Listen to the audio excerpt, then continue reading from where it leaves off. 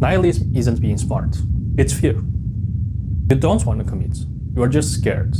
And against what everyone says, it's fine to be scared. So in this video, I'm going to destroy the 4 pillars of nihilism and lead you into seeing life in another way, a truer way. First of all, my name is Shane and I help people solve their relationships and depression. And if you are stuck deep in depression, I wrote a book on how to solve depression and it's free. Just click on the link below.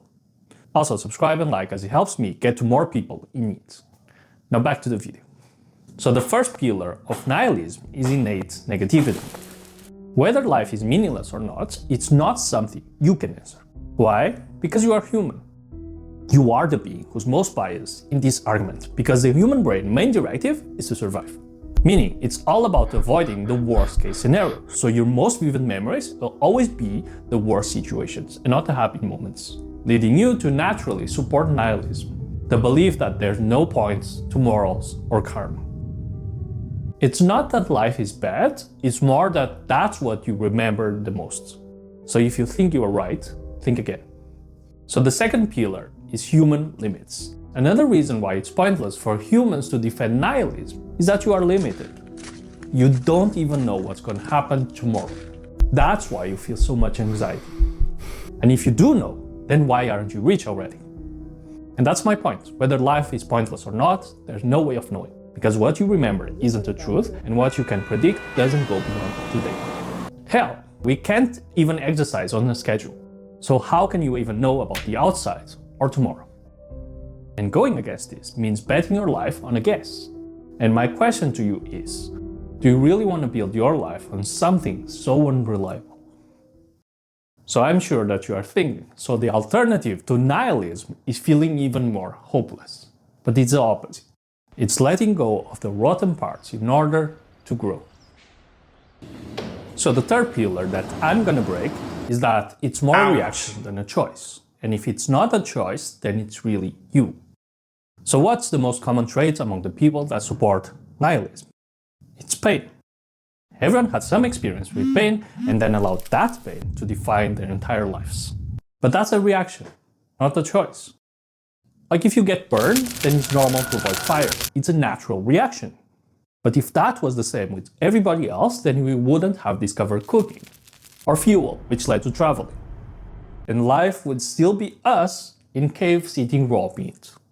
If you want to know what separates us from animals, it's this. Humans can overcome fear and pain. Humans aren't dominated by feelings.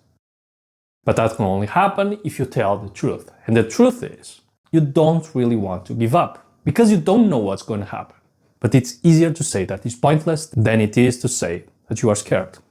Of trying again, of picking hope again, of getting hurt again. And it's fine to be scared.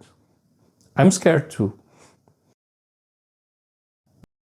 Which leads us to the fourth and final pillar of nihilism. Nihilism is comfortable, not right.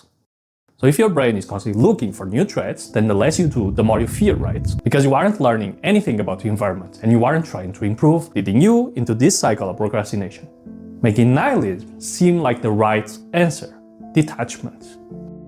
But in here lies the biggest trap about all of this. The ones who choose to give up, the ones who choose to stay alone, the ones who choose comfort. It's not about you not being useful or anything, forget that. You aren't here to serve. But it's about the death of your sense of wonder, your capacity to believe in more, your capacity to see better. It's the death of growth.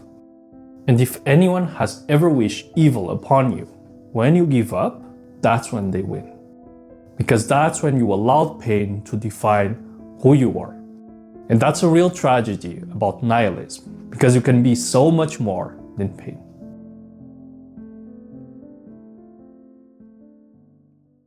But being more will never feel right, because truth isn't always nice.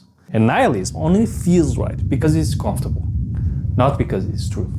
And without truth, you will never have power to control reality. It won't be easy, but I'm here. And if you want to live your life and not be another product of pain, another cliche, I'll be here next week. So if you are stuck on the cycle of procrastination, it's actually much more simple to solve than you think. Just watch my other video on how to beat procrastination.